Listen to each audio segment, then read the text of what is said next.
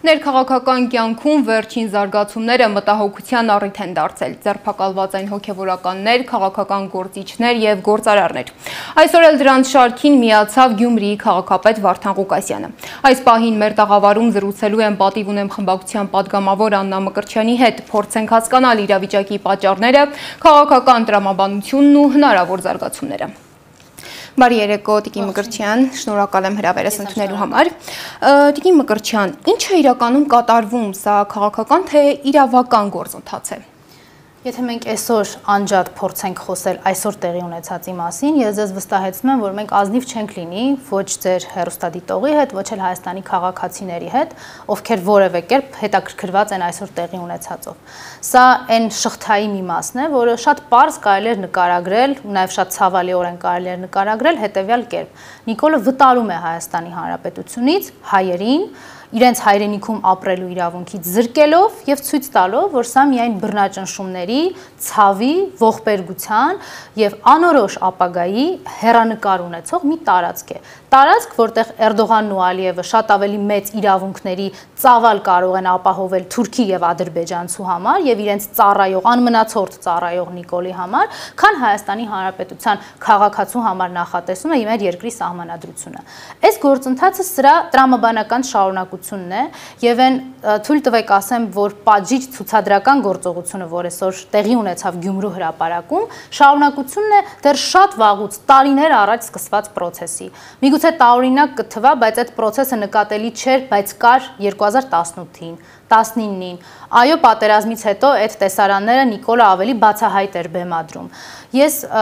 վստահ չեմ, որ հիմա իմ հնչեցրած անուն ազգանունը ձեզ որևէ բանի մասին կհուշի կամ մեր հեռուստադիտողները քչերն են հիշում, չէ՞ Գառնիկ Պետրոսյանին։ Ով էր Գառնիկ Պետրոսյանը։ Մի մարդ, ով 2020 թվականի դավադիր պատերազմից հետո Նիկոլի, Ալիևի եւ Էրդողանի կողմից պլանավորված դավադրության արդյունքից հետո, երբ նոյեմբերի 9-ը պարզ դարձավ այդ կապիտուլյացիան, մարդ էր, ով իր ցասման եւ տասնյակ հազարավոր Հայաստանի քաղաքացիների հետ հայտնվել էր փողոցում, իսկ հետո հանդգնել էր նստել Նիկոլի ազգային ժողովի նախագահի աթոռին։ Այդ անձնավորությունը Հայաստանի քաղաքացուն գտան մահացած, որևէ քննության եւ իրավական հետևանքների իհարկե իսպառ բացակայությամբ, որտեղ մեզ միանգամից հայտարարեցին, որ Հայաստանի քաղաքացին, ով դեռ 3 ակտիվ հասարակական քաղաքական դիրքորոշում ուներ, այսօր որոշել է ինքնասպան լինել։ Այս նույն շղթայի տրամաբանության մեջ է Արմեն Գրիգորյանի մահը։ Այս նույն տրամաբանության մեջ է Վալոդիա Գրիգորյանի մահը։ Այս նույն տրամաբանության մեջ են այն բոլոր քաղաքական հետապնդումները, որը Նիկոլը իրականացնում է, բոլորիս առաջարկելով հետևյալ բանաձևը. դուք գոհ եք, որ Նիկոլի բանդան ձեզ հայհոյել է, որտեղ կարող էր ծեծել։ Գոհ եւ շնորհակալ եղեք, որ ծեծել են, որովհետեւ կարող էին նաեւ քրեական գործ հարուցել, կարել ինչ-որ ձայնագրություններով ձեզ եւ օրինակ ահաբեկության հոդվածով տասնյակ տարիներով դատապարտել։ Եթե դատապարտել են, գոհ եղեք, որտեղ Նիկոլի բանդան կարող էր որոշել ձեզ սպանել։ Լավ, այսքանը հասկանում ենք, տեսնում ենք, ականատես ենք, ինչ պլաններ ունի ընդդիմությունը իրավիճակից ինչպես դուրս գալ։ Ես այստեղ էլ չեմ պատրաստվում կեղծել, իրականությունը շատ ծանր է, ու առաջին հերթին պետք է հասկանալ հետևյալը. մենք իրոք գիտենք ում հետ գործ ունենք, թե ոչ։ Մենք անկեղծ ինքներս մեզ որպես ընդդիմություն խոստովանել ենք, դա առաջին եւ երկրորդ մենք մեր հասարակությանը, ով իմ խորին համոզմամբ եւ բազմաթիվ ուղղակի եւ անուղղակի ապացույցներով այլևս հաստատված, որ ատում է Նիկոլին, տանել չի կարողանում եւ ամեն վարքյան սպասում է սրանից ազատվելուն, մենք արդյոք այդ քաղաքացիներին ասել ենք, թե մենք ինչի հետ գործ ունենք։ Շատ շատերը վստահ եմ դուք ինձնից լավ գիտեք, փորձում են այս ամենը քողարկել, ինչպես առաջի հարցի ընթացքում դուք նշեցիք, քաղաքական process-ի, իրավական process-ի, ինչ որ մարդիկ վատ կառավարում են անգամ սրա անունը դնում, բայց դա այդպես է։ Ոչ, մենք ուղղակի ապրում ենք բռնազավթված պետությունում եւ ընդդիմությունից էլ սպասելիք է այդպեսին պիտի լինի։ Ոստիկանին շնորհակալություն հայտնող իրեն ընդդիմադիր քաղաքական ուժ կամ քաղաքական անձ հռչակած մարդը խաբում է Հայաստանի քաղաքացիներին, որտեղ ինքը ցույց չի տալիս, որպեսզի Հայաստանի քաղաքացին առերեսվի իրականության հետ, որտեղ այսօր այնտեղ ինչ որ անում էին Գյումրու հրապարակում, այդ խոշտանգումները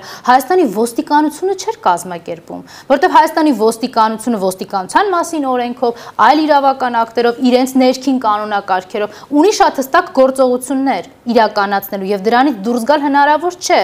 կամ այն հատուկ ջոկատայինները իրենց պաշտոնի անձնագրերը նայել եք, այնտեղ գրած է, որ ով Նիկոլին դուրը չի գալիս, ում Նիկոլ ուզում է դուրս շպրտի, ում Նիկոլ ուզում է ցուցադրական պատժի, պիտի գնան իրանց հետևից։ Ոչ, դրանք մարդիկ են, ովքեր տարբեր գույնի բերետներ հագած, ընդ որում մեծ ինտուզիազմով կատարում են իրենց աշխատանքը, խոշտանգելով ավելի շատ քաղաքացիների, որ պարգևավճարը եւ հավելավճարը ավելի շուտ նստի։ Ընդ որում, եթե դուք կհիշեք, դիմադրության շարժման ժամանակ, սրբազան պայքարի ժամանակ ոստիկաններ կային տարբեր գույնի բերետներ հագած, ովքեր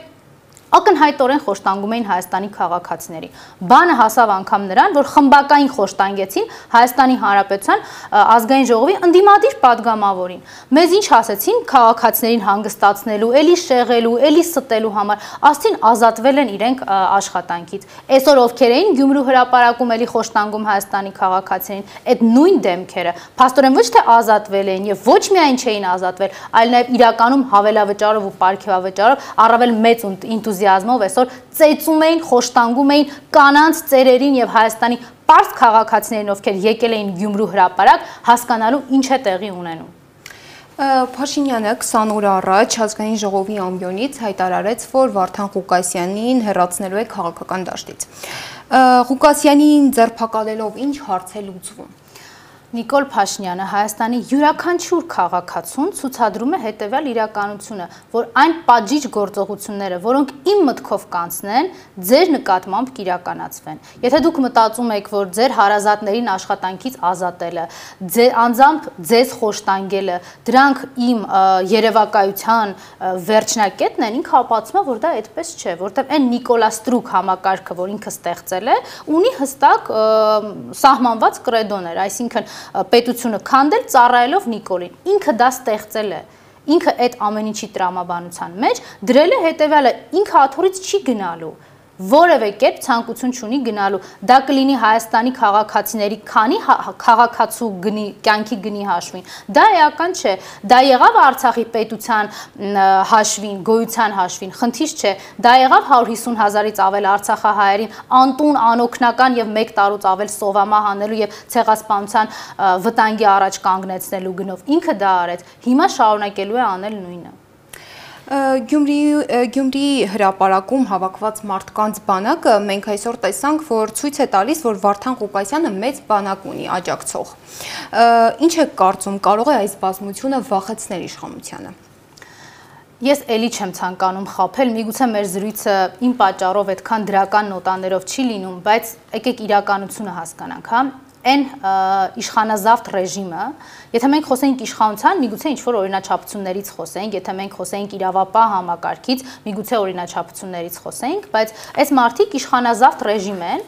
ընդ որում իրենց օժտած հնարավորությամբ կրելու զենք, ցանկացած Հայաստանի քաղաքացու հետ վարվելու այնպես, ինչպես այդ պահի դրությամբ հրամայել է Նիկոլը, եւ չկա որևէ մի նորմ կամ նորմատիվ վարքագիծ, որին մենք կարող ենք հղում անել, ասելով, այ գիտեք, սրանից այն կողմ չեն անցնի։ Իրենք չունեն որևէ կարմիր գիծ եւ այն ապօրինությունների մասշտաբը, որ սրբազան հայրերից մինչեւ Հայաստանի հասարակության տարբեր շերտերը ներկայացնող քաղաքացիների վրա է կիրառվում, ակնհայտ է դարձնում, որ այս գործընթացը իհարկե լինելու է շարունակական։ Ինչ պիտի անի Հայաստանի քաղաքացին կամ ընդդիմադիրը, գիտակցելով այս իրականությունը, փորձի վռնդել Նիկոլին, որտեղ եթե մենք հիմա բոլորս որոշենք, որ ամեն քաղաքական հալածանքի եւ քաղաքական բանտարկության հետևից մենք գնում ենք, այսօր ֆիզիկապես ես ու դուք որոշենք այդ գնալ օրինակ կալանքի նիստին, այդ ամեն ինչը այնքան շարունակական շղթա է, այդ շղթան ուղղակի չի ավարտվում։ Եթե մի օր Հայաստանի քաղաքացին որոշում է Նիկոլի բանտարկած տասնյակ քաղաքական բանտարկյալներից մեկի նվիրել այդ օրը, ինքը չի կարողանա ուղղակի այն դատարանից հասնել այն մյուս դատարանը, որտեղ քննվում են այդ գործերը։ Մենք պիտի հասկանանք, որ խնդիրը այսօր Նիկոլի ասած վնգստացող դատավորները չեն։ Այսօր Նիկոլա հպատակ համակարգը չէ, ինքը այդ համակարգը ստեղծել է, պահում է, իր արտաքին տերերի օժանդակությունը ունի, որևէ մեկը այդ միջազգային կառույցներ կոչվածներից շատ լավ տեսնելով թե ինչա տեղի ունենում, երբեք արձագանք չի տա, որտեղ ինքը Հայաստանում գտել է մեկին, ով պատրաստ է ծախել Հայաստանի շահը, եւ ոչինչ, որ Հայաստանի քաղաքացիների կյանքի գնով է դա։ Իսկ եթե կալանավորեն Ղուկասյանին, ընդդիմությունը ունի գործողությունների պլան։ Ասեցիք, իսկ եթե կալանավորեն, թույլ տվեք ես հիմիկվանից ասեմ, որ կալանավորելու են, որովհետև եթե մենք այս 6-7 ժամերի ընթացքում հետևեինք նիկոլական ուսապարկերին, այդ համակարգին, իրենց տեղեկատվական գրոհին եւ այդ ագրեսիվ տեղեկատվությանը, որ իրենք լցնում են Հայաստանի քաղաքացիների մտքերի մեջ, ակնհայտ է, որ այդ պլանը վաղուց կա։ Այն հիշում եք, կալանքը ուզես չուզես պիտի 10-ը, ինչի փոխվել են այս դատավորները, համակարգն է փոխվել, թե էլ չեն կանչում Նիկոլի սենյակ ասելով, որ 100 կալանք ենք ներկայացրել, ինչու է 99 բավարարել։ Այս տրամաբանությունն իհարկե գործում է եւ ընդդիմության անելիքը պիտի լինի ոչ թե այս անհատ գործով, երեկվա անհատ գործով, վաղվա գործով, որտեղ ես վստահ եմ, որ սա շարունակական է լինելու, որևէ մեկը սրանից ապահովագրված չէ, անկախ իր կարգավիճակից, ինչքան էլ փորձես դու քեզ համոզել, որ դու այս գործերի կամ այս process-ների հետ կապ չունես, միևնույն է այս ամեն ինչը վրա է հասնելու, որտեղ սա է Նիկոլի դրած տրամաբանությունը։ Եթե դու վախենում ես, ուրեմն դու ապրում ես նիկոլական Հայաստանում, եթե դու ապրում ես Նիկոլի ստեղծած այս իշխանազավթ տրամաբանության մեջ, ուրեմն դու չես կարող վարվել այլ կերպ, քան պայքարելն է իր դեմ։ Ընդդիմությունը, ես որպես պատիվ ունեմ խմբակցության ներկայացուցիչ, մենք ունենք հստակ առաջարկ։ Այդ առաջարկը անվստահություն հայտնելու գործընթացն է, որը բացառում է Նիկոլի կամ արտահայտություն։ Ես նորից եմ ուզում ֆիքսել այս հանգամանքը։ Այսօր ինչի մասին որ դուք խոսեցիք, ամեն ինչ տեղի է ունեցել բացառապես իր կամ արտահայտության հիման վրա։ Ինքն է ուզել, որ այսօր պատժիչ գործողություններ բեմադրվեն Գյումրիում։ Ինքն է ուզել, որ 3 պատժիչ գործողություններ բեմադրվեին Արագածոտնի հոգևոր առաջնորդարանում։ Վաղը չգիտեմ որտեղ է ուզելու, բայց վստահաբար էլի է ուզելու։ Մեր խնդիրն է ձևավորել են հակազդեցությունը, որը հնարավորություն կտա առանց Նիկոլի կամքը հաշվի առնելու իրեն հեռացնել մեր հասարակական դիսկուրսից։ Չեք վախենում, որ այդ ձերբակալությունների եւ ճնշումների ֆոնին այս գործընթացը երկրորդ պլան կմղվի, իմպիչմենտի գործընթացը երկրորդ պլան կմղվի կամ կկորցնի արդիականությունը։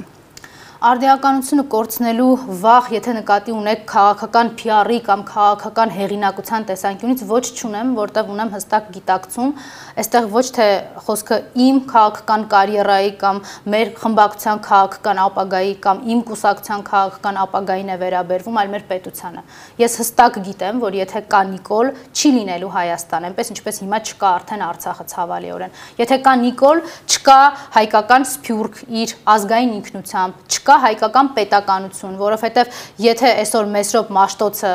հայոց ցեղասպանության հուշահամալիրը եւ Արարատի պատկերն են վտանգի տակ, դա յուրաքանչյուրիս կյանքի սպառնալիքն է այն իմաստով, որ ինքը անգամ պատրաստ չի հանդուրժել մեր ինքնությունը։ Եվ անդադար կրկնել, որ սահմանադրության փոփոխությունը դա մեր ներքին օրակարգն է, այն դեպքում, երբ որ Էրդողանն ու Ալիևը օրը մեջ մեզ հիշեցնում են, որ դա իրենց օրակարգն է։ Ակնհայտորեն բերելու է նրան, որ